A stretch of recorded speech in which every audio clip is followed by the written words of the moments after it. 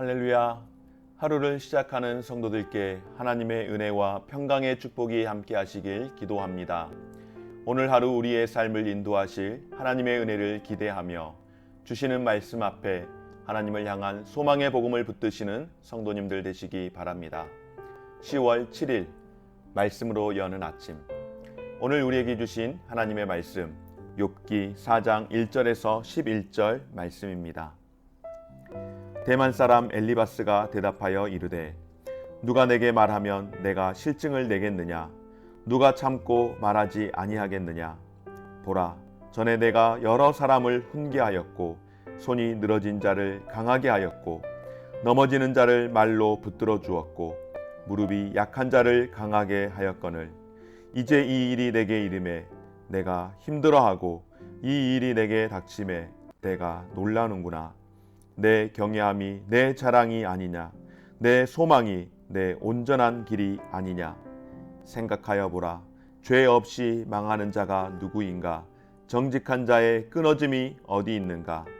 내가 보건대 악을 밭갈고 독을 뿌리는 자는 그대로 거두나니 다 하나님의 입 가운데에 멸망하고 그의 콧김에 사라지느니라.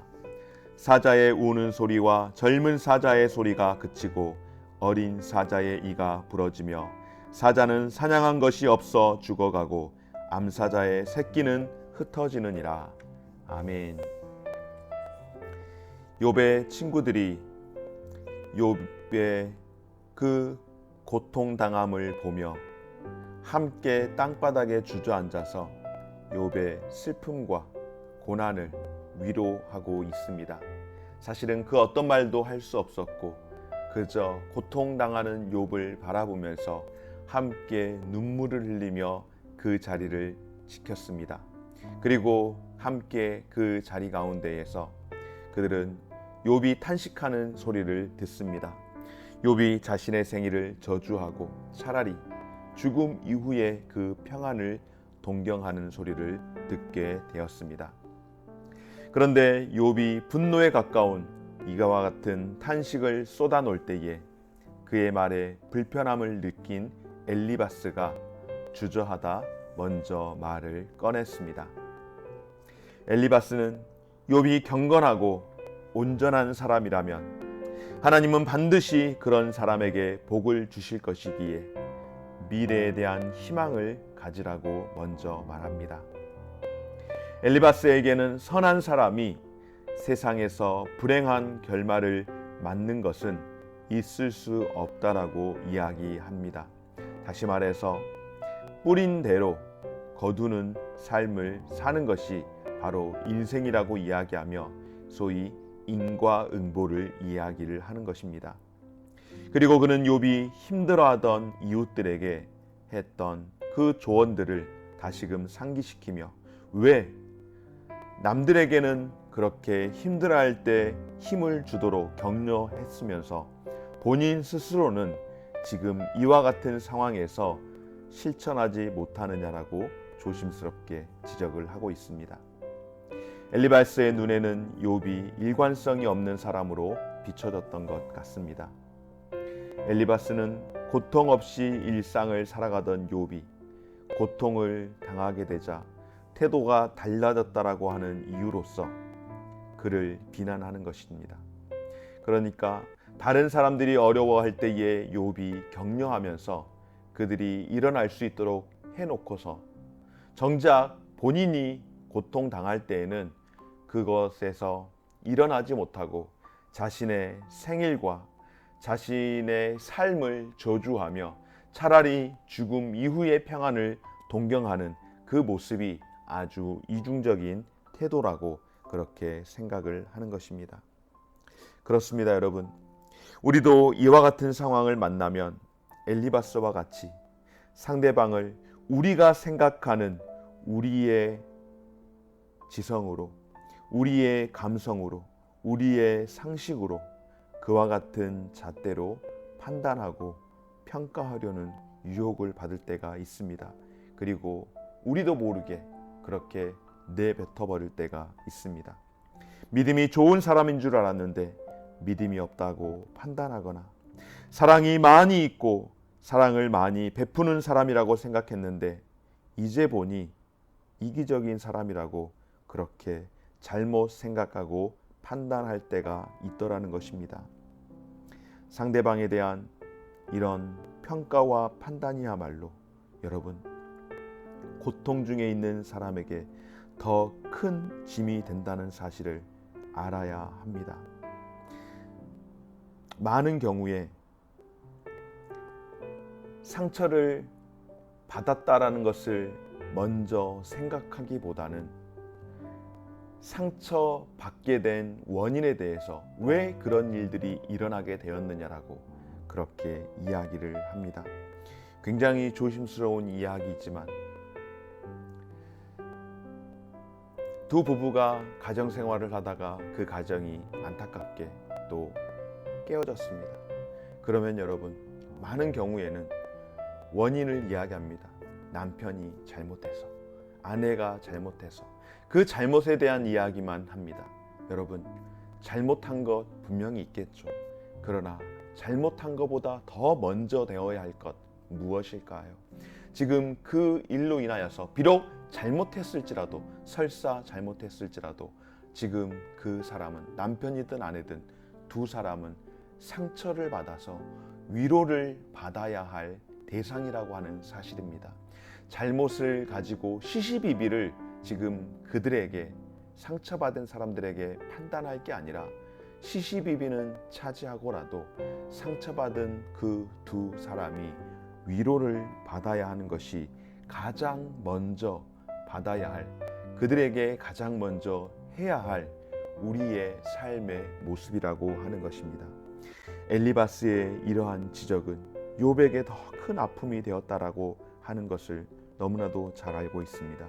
사랑하는 여러분, 이빠른 판단보다는 따뜻한 사랑이 우리에게 더 먼저 실천되어져야 함을 기억하시고, 먼저 하나님 앞에서 또 상처받은 이에게, 고통당하고 있는 이에게 왜가 아니라 먼저 사랑으로 싸매어 줄 수 있는 저와 여러분들 되어지시기를 주의 이름으로 축원합니다.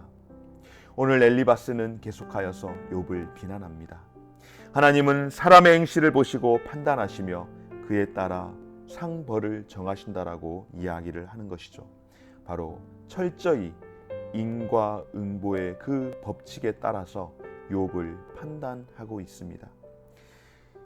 엘리바스의 이 논리에 따르면 욥은 선한 사람인 줄 알았는데 결과적으로는 사람들이 모르는 악한 행위로 인하여서 그가 지금 그 죄값을 치르고 있다라고 정죄하는 것 아니겠습니까? 여러분, 이러한 인과응보 사상은 하나님의 자녀들인 우리의 사고 속에서도 그렇게 자리 잡혀 있지는 않습니까? 그리고 이런 생각은 때로 정당한 것으로 받아들여지기도 합니다. 그러나 여러분, 우리의 삶이 언제나 항상 인과응보 그 법칙에 적용되지는 않습니다. 결단코 모든 우리의 삶이 그렇게 인과응보의 법칙으로 적용되지 않는다라고 하는 것입니다. 하나님은 악하고 죄로 오염된 세상을 사랑하셔서 여러분 어떻게 하셨습니까? 죄 없으신 독생자 되신 예수 그리스도를 이 땅 가운데에 보내주셨습니다. 만약 선한 사람만이 하나님께 복을 받고 악한 사람은 오로지 형벌을 받아야 하는 그런 정확한 인과응보가 적용이 된다면 여러분, 우리 중에 그 누가 구원을 받을 수가 있겠습니까?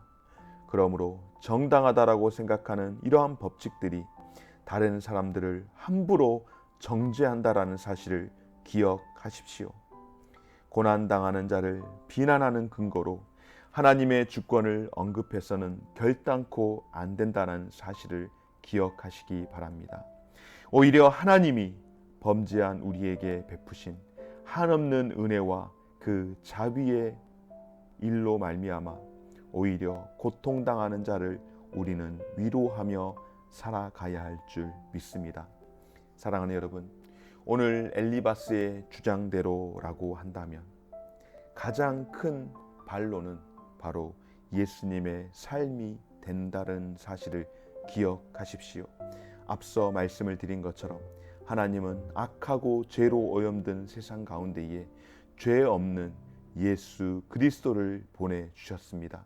우리가 죄임에도 불구하고 우리에게 예수 그리스도를 보내주셔서 사랑을 보여주신 것입니다.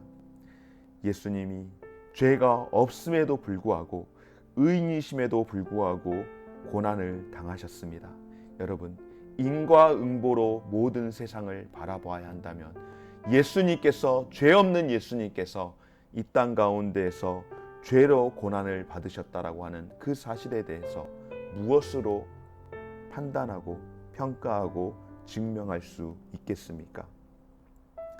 한 가지 사안에는 매우 복잡한 이런 맥락들 또한 있다라고 하는 것입니다. 그러므로 우리는 삶을 살아가면서 어떤 한 가지를 잣대로 상대방을 판단하거나 섣부르게 조언하는 일에 있어서는 굉장히 신중해야 함을 오늘 엘리바스의 대답을 통하여서 보게 되어집니다. 사랑하는 여러분, 심은 대로 거둔다라고 하는 삶의 원리, 우리의 사고방식에 깊이 뿌리 박혀 있습니다. 이 원리가 늘 적용되지 않는다는 것을 기억하십시오. 특별히 고난 중에 있는 사람들을 인과응보의 법칙으로 판단하거나 정죄하지 마시기 바랍니다. 우리의 판단과 헤아림으로 우리 자신도 평가받는다는 것을 기억하고, 무엇보다도 이빠른 판단보다는 상처받은 이에게, 어려운 가운데에 있는 이에게 따뜻한 사랑으로 먼저 위로할 수 있는, 비난 대신에 사랑으로 격려할 수 있는 저와 우리 모든 성도님들의 삶이 되어지시기를 주의 이름으로 축원합니다. 고마우신 하나님, 우리의 이빠른 판단이 상대를 오히려 더 공경에 빠뜨린다는 사실을 기억하고, 하나님 앞에서 섣부른 판단보다, 비난보다 위로하며 사랑으로 먼저 보듬을 수 있는 믿음을, 은혜를 우리에게 주옵소서. 은연중에 고통당하는 자들을 정죄했던 우리들의 악한 모습과 생각을 용서하여 주옵소서. 모든 상황 가운데에서 하나님의 뜻을 구하며 그들을 위해 마음을 모아서 조용히 기도할 수 있는 은혜의 삶이 되게 하여 주옵소서. 감사드리며 예수님 이름으로 기도드립니다. 아멘.